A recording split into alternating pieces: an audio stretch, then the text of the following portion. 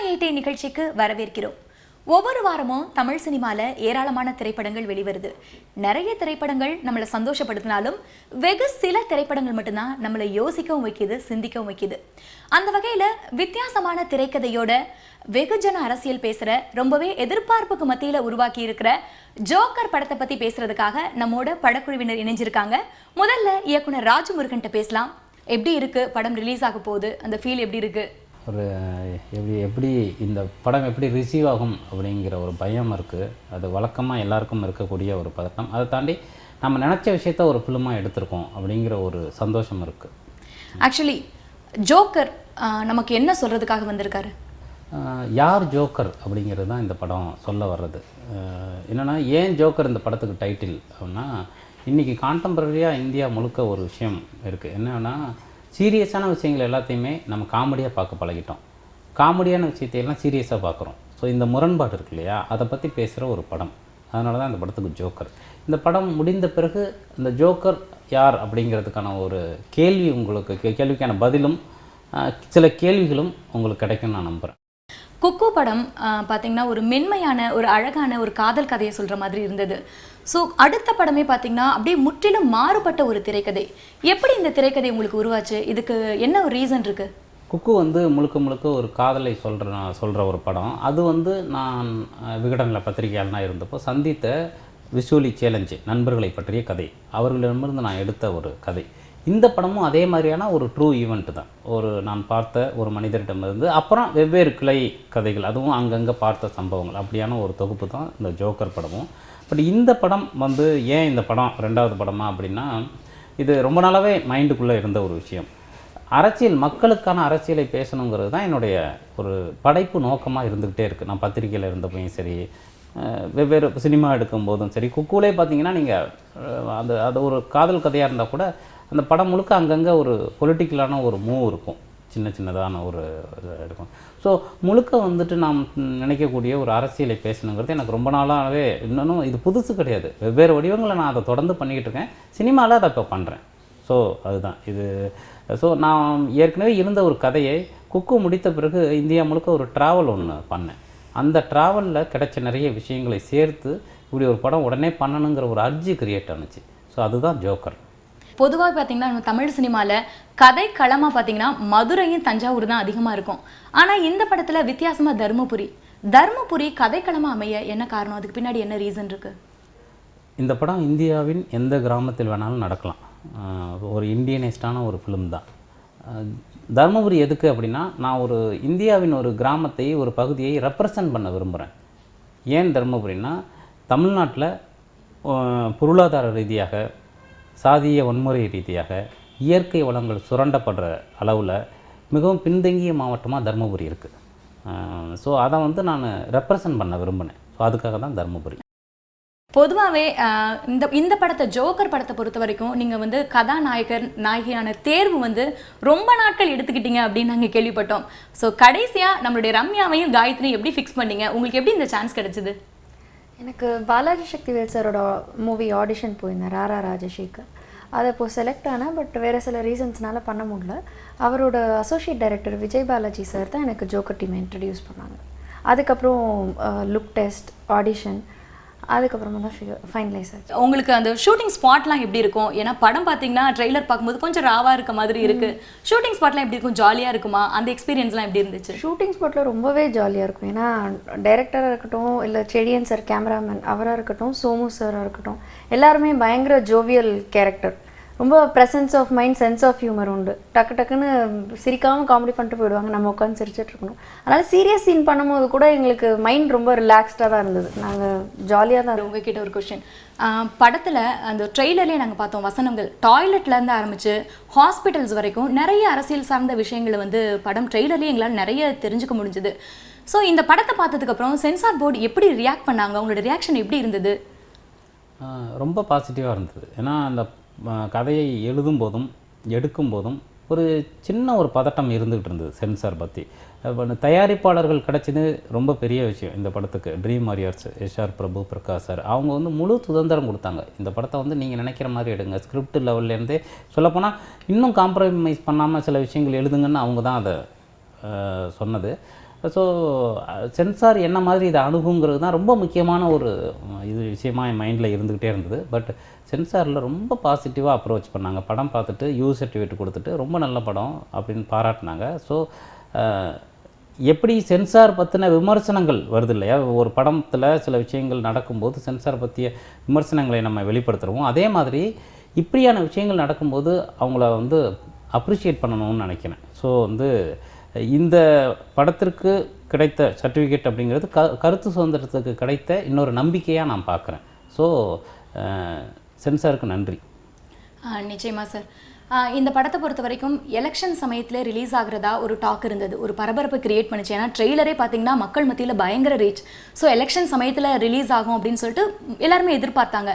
இப்போ இவ்வளோ தள்ளி ரிலீஸ் ஆகிறதுக்கு என்ன காரணம்? ஏதாவது தாமதமாச்சா, இல்லை இதுக்கு பின்னாடி என்ன ரீசன் இருக்குது? இல்லை, படம் முடியல, அதுதான் ரீசன். இந்த எலெக்ஷனை மையப்படுத்தி இந்த படத்தை எடுக்கலை, எலெக்ஷனுக்காகவும் எடுக்கலை. இந்த படம் ஒட்டுமொத்தமாக நம்ம சமூக அமைப்பை பற்றி, நம்ம சிஸ்டம் பற்றி பேசுகிற ஒரு படம்.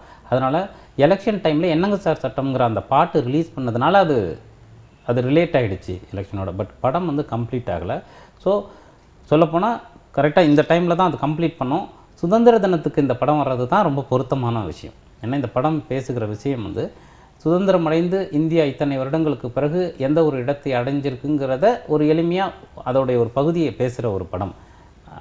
சுதந்திர இந்தியாவில் இத்தனை வருடங்களுக்கு பிறகு ஒரு ரொம்ப எளிய ஒரு மனிதனுடைய குரல் என்னவாக இருக்குது, இந்த அதிகாரத்தில் அவனோட இடம் என்னவாக இருக்குது அப்படிங்கிறத பற்றி, ஒருத்தன் ஒருத்தி அவங்களோட இடம் என்னவாக இருக்குது அப்படிங்கிறத பற்றி பேசுகிற ஒரு படம் இது. ஸோ அதனால் இந்த டைமில் வர்றது தான் பொருத்தமான விஷயம். படத்துக்கு ஜோக்கர்னு ஆங்கில பட தலைப்பு வச்சுருக்கீங்க. கண்டிப்பாக ஆங்கில பட தலைப்பு வச்சா வரி விலக்கு கிடைக்காதுன்னு தெரியும். ஸோ அப்படி தெரிஞ்சுமே ஜோக்கர்னு ஏன் டைட்டில் வச்சிங்க? அந்தளவுக்கு ஜோக்கருங்கிறது ஏன் அவ்வளோ முக்கியத்துவம் வாய்ந்ததாக இருந்தது? இல்லை, அதுதான் நீங்கள் இந்த படம் பார்த்தா தெரியும் உங்களுக்கு ஏன் ஜோக்கர் அப்படிங்கிற ஒரு கேள்வி. இந்த டைட்டில் இந்த படத்துக்கு ரொம்ப பொருத்தமாக இருந்தது, அதை நான் வச்சுட்டேன். பட் அதை நிச்சயமாக ஓகே இந்த டைட்டிலே இருக்கட்டும் அப்படின்னு வரி விலக்கை பற்றி கவலைப்படாமல் அனுமதித்தது தயாரிப்பாளர்களுடைய மனசு தான். அதுதான் முக்கியமான விஷயம். கதாநாயகன் சோமு அவர் கூத்துப்பட்டையில் இருந்தவர். ஸோ அவர் கூட நடிக்கும்போது எப்படி இருந்தது? நீங்கள் ஃப்ரெஷர், ஸோ உங்களுக்கு இது படம். ஸோ அவங்க கூட நடிக்கும்போது எப்படி இருந்தது? என்ன கற்றுக்கிட்டீங்க? சோமு சார் ஒரு ட்ரெயின்ட் ஆர்டிஸ்ட் அப்படிங்கிறது எனக்கு ஃபஸ்ட்டு தெரியாது. ஸோ நான் பிளாங்க் மைண்டாக தான் இருந்தேன். ஆஸ் யூஷுவல் இவர் தான் ஹீரோன்னு சொல்லும் போது ஹாய் ஹலோ அப்படின்னு ஸ்டார்ட் பண்ணதான். அண்ட் ஸ்பாட்டில் அவர் பயங்கரமாக இம்ப்ரூவைஸ்லாம் பண்ணுவார். அதுக்கப்புறமா தான் எனக்கு தெரியும் அவர் கூத்துப்பட்றையில் 10 years இருந்தார் அப்படின்னு சொல்லிட்டு. பட் அவர் ரொம்ப ஃப்ரெண்ட்லி, அந்த ஷோ ஆஃப் எனக்கு எல்லாம் தெரியுன்ற மாதிரி டைப் கிடையாது. ஸோ ஜாலியாக தான் போகணும். ஒரு சீன் கொடுத்திங்கன்னா நிறைய வெரைட்டி காட்டுவார், நிறைய இம்ப்ரூவைஸ் பண்ணுவார் ஆன் ஸ்பாட். அது கற்றுக்க வேண்டிய விஷயம்னு நினைக்கிறேன். ஓகே. குக்கு படத்தில் மாளவிகா பயங்கரமாக நடிச்சிருப்பாங்க, செம்மையாக ஆக்ட் பண்ணியிருப்பாங்க. ஸோ அவங்கள ஒரு இயக்குனர் உங்ககிட்ட கேட்கும்போது உங்களுக்கு எப்படி இருந்துச்சு, அந்த ஃபீல் எப்படி இருந்தது? உடனே ஒத்துருந்துருப்பீங்க, ஆப்வியஸாக உடனே ஒத்துருந்துருப்பீங்க. ஸோ அந்த நடிப்பெல்லாம் எப்படி வெளிப்படுத்துனீங்க? அவர்கிட்ட பாராட்ட பெற முடிஞ்சுதா ஷூட்டிங் ஸ்பாட்லலாம்? இல்லை நிறைய திட்டலாம் வாங்கியிருக்கீங்களா? இல்லை, திட்டு வாங்கினது கிடையாது, என்னை அப்ரிஷியேட் பண்ணியிருக்கேன்.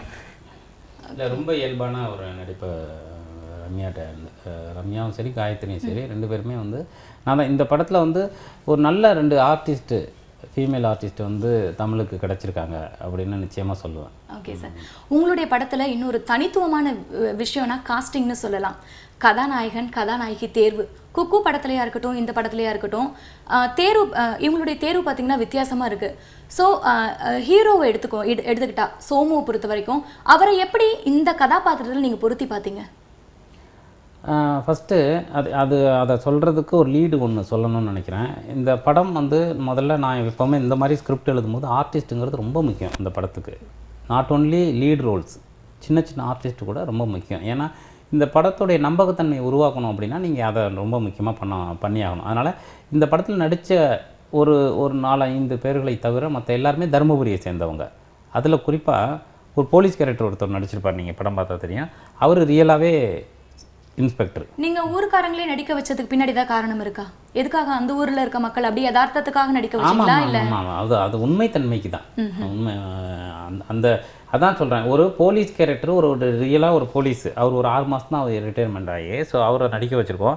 நீங்கள் அதை பார்த்தீங்கன்னா அவருடைய பாடி லாங்குவேஜ் அந்த போலீஸ் கேரக்டருக்கு என்ன பாடி லாங்குவேஜ் இருக்குமோ அது ரொம்ப ரியலாக இருக்கும். இதை இன்னொருத்தவிட்டேருந்து எந்தளவு வாங்க முடியும்னு எனக்கு தெரியல.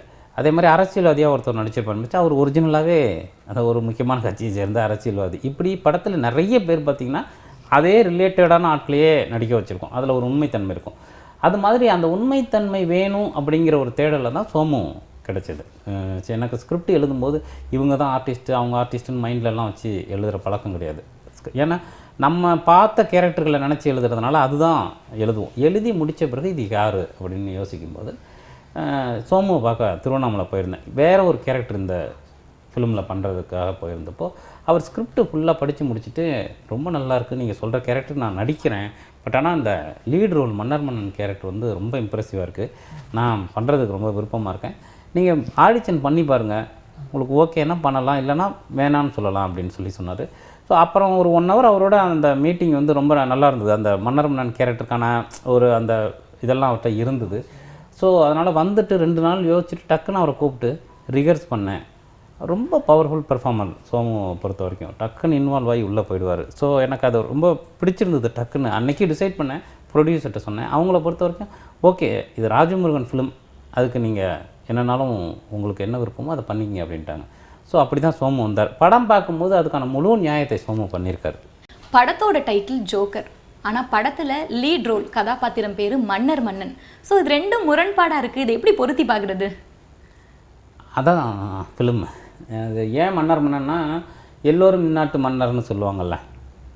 ஸோ அப்படியான ஒரு கடைசி குடிமகன் எப்படி மன்னனாக இருக்கான் அப்படிங்கிற ஒரு படம் தான் இந்த ஃபிலிம். ஸோ அது நீங்கள் பார்த்தீங்கன்னா தெரியும். அவன் மன்னன், அவன் ஜோக்கர், அவன் யாருக்கு ஜோக்கர் யாருக்கு மன்னன்கிற ஒன்று இருக்கு இல்லையா. ஸோ அதுதான் படம். Okay sir. இப்போ கடைசியாக வெளிவந்த கபாலி திரைப்படமாக இருக்கட்டும், பல்வேறு விவாதங்களுக்கு வழிவகுத்துச்சுன்னே சொல்லலாம். அதே மாதிரி ஒரு அரசியல் களம் சார்ந்து அதே மாதிரி ஒரு அரசியல் களத்தை கையில் எடுத்திருக்க படம் தான் இந்த ஜோக்கர். ஸோ இந்த மாதிரி திரைப்படங்கள் தொடர்ந்து வர்றது சமுதாயத்தில் ஏதாவது மாற்றத்தை ஏற்படுத்தும், ஏதாவது தாக்கத்தை ஏற்படுத்தும் அப்படின்னு நீங்கள் நினைக்கிறீங்களா?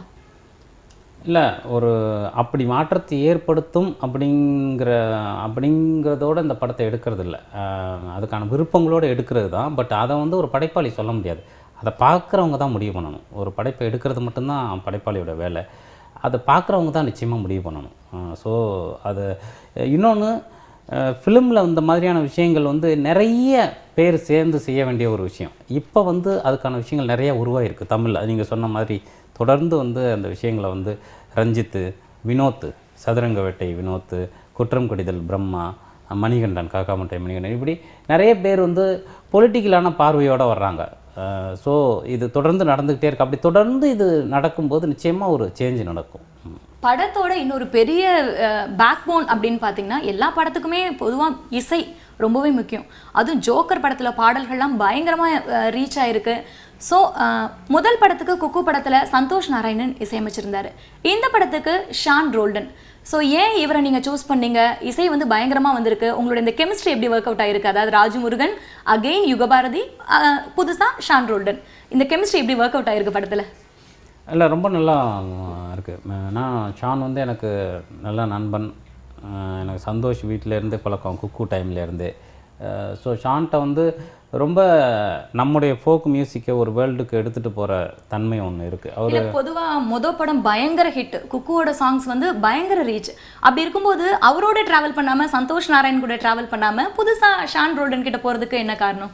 இல்லை, சந்தோஷ், ஷான், பிரதீப், சிங்கர் பிரதீப், இவங்கெல்லாம் ரொம்ப நண்பர்கள். அவங்க ஒரு கேங்கு. ஸோ அடுத்த படத்துக்கு ஷானை நீங்கள் மியூசிக் பண்ண வைக்கணும்னு சொன்னதே சந்தோஷ் தான். ஸோ எல்லோரும் ஒரே அலைவரிசையில் இருக்கிறவங்க. ஸோ அதனால் சந்தோஷ்ட எனக்கு என்ன கம்ஃபர்ட் இருந்ததோ, என்ன மாதிரியான ஒரு விஷயங்கள் கிடைச்சதோ அது ஷான்ட்டையும் இருந்தது. ஸோ அதனால் இது ஒரு டீம் ஒர்க்கு தான் சார். அட் லாஸ்ட் ஜோக்கர் படம் பார்த்துட்டு வெளியே வரும்போது மக்கள் எந்த மாதிரி மனநிலையோடு வருவாங்க அப்படின்னு நீங்கள் எதிர்பார்க்குறீங்க? சில கேள்விகளை வந்து ஜோக்கர் படம் எழுப்பும்னு நான் நம்புகிறேன். எந்த மாதிரி கேள்விகளை? பொதுவாக வந்து கேள்விகளை கொடுக்கறது தான் ஒரு படத்தோட வேலையாக இருக்க முடியும்னு நான் நினைக்கிறேன். அது தவிர பிரச்சாரம் பண்ணுறதோ அப்படியான விஷயங்கள்லாம் பதில் கண்டுபிடிக்கிறதுக்கான இதுவோ அப்படிலாம் இல்லை. அந்த கேள்விகள் கிடைச்சாலே முக்கியமான விஷயம். எந்த மாதிரி கேள்வி அப்படின்னா, நம்முடைய இப்போ இருக்கிறவங்கள நம்முடைய ஒரு வாழ்க்கை முறை இருக்கு இல்லையா, ஒரு சிஸ்டம் இருக்கு இல்லையா, நம்ம வாழ்ந்துட்டு இருக்கிற சிஸ்டத்தில் நாம் எந்த இடத்துல இருக்கோம், அப்படிங்கிற ஒரு கேள்வியை வந்து கொடுக்கும்னு நம்புகிறேன். ஃபர்ஸ்ட் டைமாக ஒரு படத்தில் படம் ஃபுல்லாக நீங்கள் தான் ஆதிக்கம் செலுத்துறீங்க அப்படின்னு உங்களை ராஜமுருகன் சார் கேட்கும்போது எப்படி உடனே ஒத்துக்கிட்டீங்களா? உங்களை எப்படி வந்து இந்த படத்தோட அவர் பொருத்தி பார்த்தாரு? ஹீரோன்னு சொன்னால் உடனே ஒத்துக்காமல் வேறு என்ன பண்ணுறது. எனக்கு உடனே பிடிச்சிருந்துச்சு. அப்புறம் ஸ்கிரிப்ட் படித்தேன். ஸ்கிரிப்ட் படித்ததுக்கப்புறம் அதில் நிறைய கொஷின்ஸ் இருந்தது. இதை எப்படி பண்ணலாம் இது பண்ணலாங்கிறத பற்றி நிறைய பேசினோம், ரிஹர்சல் பண்ணோம். நாங்கள் ஒரு விஷயம் கேள்விப்பட்டோம், நீங்கள் முதல் 2 படம் நடித்த உடனே அதுக்கப்புறம் எனக்கு இந்த படமே வேணாம்ப்பா நான் போகிறேன் அப்படின்னு சொல்லிட்டு நடிப்பெல்லாம் விட்டுட்டு போயிட்டோன்னோ, அதுக்கப்புறம் சார் வந்து உங்களை திருவண்ணாமலையிலேருந்து தேடி கண்டுபிடிச்சி கூப்பிட்டு வந்தாருன்னு ஒரு விஷயம் கேள்விப்பட்டோம். இது எந்த அளவுக்கு உண்மை? திருவண்ணாமலையில் கேஸில் அந்த குகை சாமியாருங்கள்லாம் போய் இன்டீரியராக உட்காந்து பாபா கோகெல்லாம் இருக்குல்ல, அதுக்குள்ளே போய் இருந்தார். நான் அதுக்கப்புறம் அங்கே போய் அதுக்கு கண்டுபிடிக்கிறதுக்குன்னு ஒரு ஆட்கள் இருக்காங்க. ஸோ அவங்கள வச்சுட்டு அந்த கோகைக்குள்ளேருந்து இவரை கண்டுபிடிச்சி அதுக்கப்புறம் அங்கேயே வச்சு ஆனால் அங்கே கதை சொல்லலை. அங்கேருந்து அதுக்கப்புறம் இவரை அழைச்சிட்டு வந்து காசியில் தான் கதை சொன்னேன். காசியில் கதை சொன்னால் அவர் ஒத்துக்கல. காசியில் இந்த கதை அடுத்த ஸ்கிரிப்ட் இல்லை. எனக்கு வந்து நான் சென்னையில் ஒரு 12 இயர்ஸ் இருந்தேன் கூத்துப்பேட்டையில் இருக்கும்போது. ஆனால் நான் பிறந்தது மதுரை பக்கத்தில் எங்கள் சொந்த ஊர். எங்கள் அம்மா ஊர் வந்து தஞ்சாவூர் டிஸ்ட்ரிக்ட். ஸோ நான் நிறைய நாட்கள் வந்து கிராமங்களில் தான் என்னுடைய இது இருந்தது. அதனால் அடிப்படையிலே எனக்கு வந்து அதிகமாக சிட்டியினுடைய இது அவ்வளோவா பிடிக்கல மீன்ஸ் எனக்கு பிடிக்கல. அதனால் நான் திருவண்ணாமலை, பாண்டிச்சேரி, திருவண்ணாமலைக்கு முன்னாடி பாண்டிச்சேரியில் வசிச்சுட்டு இருந்தேன். ஓகே, நீங்கள் ஆரம்பத்தில் நடிக்க ஆரம்பிக்கும் போதே ஒரு நான் வந்து ஹீரோவாக தான் நடிக்கணும் அப்படின்னு நினச்சி தான் உள்ளே வந்தீங்களா? சினிமாவே நடிக்கணும்னு நினச்சி நான் உள்ளே வரவே இல்லை. ரெண்டாவது நான் நடிகனானதே எனக்கே அதிசயமாக இருக்குது. ஏன்னா யூஸ்வலாக எல்லார்ட்டையும் நான் கேட்குறது, சில நடிகர்கிட்டலாம் கேட்பேன், எப்படிங்க நீங்கள் நடிக்கணும்னு சின்ன வயசுலேயே? ஆமாங்க எனக்கு ரொம்ப பேஷன் அப்படிம்பாங்க. அந்த மாதிரி ஒன்று கூட எனக்கு கிடையாது. ஏதோ ஒன்று தோணுச்சு, கூத்துப்பேட்டைக்கு வந்தேன். நான் முத்துசாமி அவர்களுடைய கூத்துப்பேட்டை. அப்புறம் அதில் கொஞ்சம் ஒர்க் பண்ணும்போது எனக்கு ஒன்று தான், நான் வீட்டில் என் ஃப்ரெண்ட்ஸ் கூடலாம் அவ்வளோ ரெஸ்பான்சிபிளாக இருக்க மாட்டேன். ஆனால் வெளியில் ஒரு வேலைன்னு கொடுத்துட்டா ரொம்ப ஈடுபாடாக பொறுப்பாக செய்வேன், தூக்கமே வராது. ஸோ அதனால் எனக்கு ஒரு நல்ல ரிவ்யூஸ் வர ஆரம்பிச்சிது. நான் தியேட்டர் பண்ணும்போதும் சரி, ஆரண்யகாண்டம் ஃபஸ்ட்டு படமாக வெளிவந்தபோதும் சரி, எனக்கு நல்ல கிரிட்டிக்கலே ஒரு நல்ல ரிவ்யூஸ், இவர்கிட்ட நிறையா பொட்டன்ஷியல் இருக்குது அப்படிங்கிற மாதிரி ரிவ்யூஸ் வர ஆரம்பிச்சிது. ஸோ அது வந்து எனக்கு இன்னும் கொஞ்சம் நம்பிக்கை கொடுத்தது. ஸோ தொடர்ந்து அதுலேயே இயங்க ஆரம்பிச்சிட்டேன். ராஜமுருகன் சார் ஸ்கிரிப்ட் உங்கள்கிட்ட சொன்ன உடனே அந்த கதைக்குள்ளே உங்களை எப்படி பொறுத்து பார்த்தீங்க? ரொம்ப ரிலேட்டடாக இருந்துச்சு. அதாவது 2 விஷயம் நடக்கும். ஒரு கேரக்டரை நம்ம எடுத்துக்கிறோம் அப்படிங்கும்போது, ஒன்று அந்த கேரக்டரோட உங்களுடைய பர்சனாலிட்டி, என்னுடைய பர்சனாலிட்டி ஒத்து இருக்கிறது. இன்னொன்று வந்து டோட்டலி கான்ட்ராஸ்டாக இருக்கிறது. ரெண்டாவது வந்து மூணாவது வந்து ஒத்து இருக்கும், ஆனால் அதை வந்து அவ்வளோ 90-100% ஒத்து இருக்காது. இது வந்து ஒரு 60-40 மாதிரி தான். 60% என்னுடைய பர்சனாலிட்டியோட ஜோக்கர் இருந்தது, 40% நான் இன்னும் உள்ளே கொண்டு வர வேண்டியது. அதுக்கு அவரோட எழுத்துக்களும் அந்த ஸ்கிரிப்டும் ஹெல்ப் பண்ணிச்சு. ஓ நிச்சயமா. அப்போ படத்துல வர மாதிரி இந்த தனி மனித அந்த கோபம் உங்களுக்கும் இருந்தது அப்படின்னு சொல்றீங்களா? அதே வகையில் எனக்கும் இருக்குது. பொதுவா சமூக வலைத்தளங்கள்ல இருக்கிற ஒரு கருத்து சுதந்திரம் கூட படத்துல இல்ல, படத்துல தயாரிப்பாளர்களுக்கோ இயக்குநர்களுக்கோ இல்ல அப்படிங்கிற மாதிரி தான் பார்க்கப்படுது. ஸோ உங்களுக்கு அந்த சுதந்திரம் முழுமையா கிடைச்சதா? நீங்க நினைச்சதை ஃபுல்லா கன்வே பண்ணிட்டீங்களா ஜோக்கர்ல? நிச்சயமா. அதாவது இந்த படத்துல என்ன நான் சொல்லணும்னு நினைச்சனோ அதை நான் கன்வே பண்ணிட்டேன். அதுல ஒன்றும் மாற்றம். அது என்னுடைய ஆதங்கமே என்னென்னா, சமூக வலைதளங்கள்லாம் இன்றைக்கி எல்லாத்தையுமே சுதந்திரத்தோடு பேசக்கூடிய, அரசியல் சார்ந்த விஷயங்களை பேசக்கூடிய ஒரு விஷயம் வந்து உருவாகிருக்கு. பட் அது சினிமாவில் இன்னும் அந்தளவுக்கு வரலைங்கிற வருத்தம் எனக்கும் இருக்குது. ஸோ அதை வந்து நிறைய படைப்பாளிகள் இன்றைக்கி இந்தியா முழுக்க செஞ்சுக்கிட்டு இருக்காங்க, செய்யறதுக்கான முயற்சிகள் ஈடுபட்டுருக்காங்க. அப்படியான ஒரு முயற்சி தான் ஜோக்கர். நீங்கள் ஃபர்ஸ்ட் டைமாக அந்த முழு ஹீரோவாக நடிச்சிருக்கீங்க. இந்த படத்தில் உங்களுக்கு காதல் காட்சிகள், ரொமான்ஸு, தனியாக டூயட்லாம் உண்டு. அதெல்லாம் எப்படி என்ஜாய் பண்ணீங்க? ஃபர்ஸ்ட் டைமாக உங்களுக்குன்னு ஒரு பாட்டெலாம் வச்சுருக்காங்க, எனக்கு பாட்டெல்லாம் வச்சுருக்காங்க அப்படின்னு சொல்லி எப்படி இருந்துச்சு? முதல்ல சந்தோஷமாக இருந்தது. அப்புறம் எனக்கு ரொம்ப டவுட்டு, ஏன்னா ரொமான்ஸ் வந்து நமக்கு வருமா வராதா அப்படிங்கிறது டவுட். ஏன்னா தியேட்டரில் ரொமான்ஸ் வந்து அதிகமாக நான் பண்ணது கிடையாது. அதுக்கப்புறம் கேரக்டர்ஸில் எனக்கு யாரும் ஜோடி அவ்வளோவா வரல.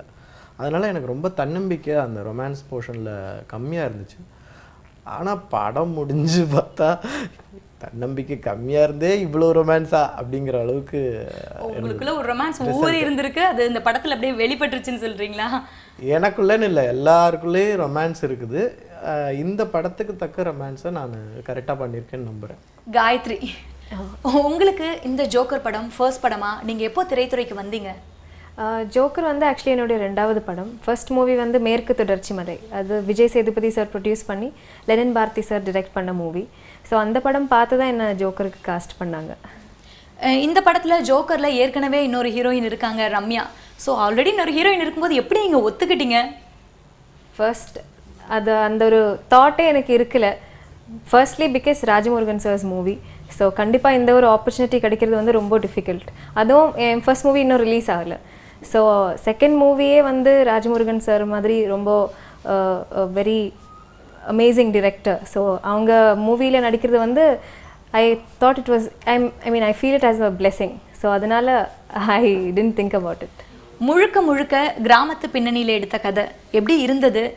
உங்களுக்கு பழைய படத்துக்கும் முந்தின படத்துக்கும் இந்த படத்துக்குமான வித்தியாசம் எப்படி இருந்தது? First movie also village based தான், ஆனால் அது வந்து பீரியாடிக் ஃபிலிம். இது வந்து த ப்ரெசன்ட் சினாரியோ, ஆனாலும் வந்து ஒரு வில்லேஜ் பேஸ்ட் மூவி தான். ஆனால் இதில் வந்து நான் பண்ணுற கேரக்டர் பேர் வந்து இசை. இசை வந்து வில்லேஜ் கேர்ளாக இருந்தாலும் ஒரு எஜுகேட்டடான ஒரு பொண்ணு, ரொம்ப போல்டான ஒரு கேரக்டர். ஸோ நிறைய வித்தியாசங்கள் இருக்குது அந்த விதத்தில். ஷூட்டிங் ஸ்பாட் எப்படி இருக்கும்? ஏதாவது இன்ட்ரெஸ்டிங்கான விஷயங்கள் ஏதாவது நடந்திருக்கா? சொல்கிற ஜாலியாக அந்த மாதிரி ஃபன் ஷூட்டிங்னா எவ்ரிடே ஜாலியாக தான் இருக்கும். இவங்க எல்லாருமே ரொம்ப சென்ஸ் ஆஃப் ஹியூமர் இருக்கக்கூடியவங்க எல்லாருமே, டைரக்டர் சார் ஆகட்டும் இல்லை செழியன் சார் ஆகட்டும், எல்லாருமே ரொம்ப ஃபுல் செட்டு ஃபுல் எப்பவுமே கலகலான்னு இருக்கும். ஏதாவது சொல்லி சிரிக்க வச்சுட்டு இருப்பாங்க. Somu sir also. ஸோ அதனால் ஷூட்டிங் அந்த டைமில் அவ்வளோ சீரியஸாக ஷூட்டிங் நடக்கிறது தெரியவே இல்லை.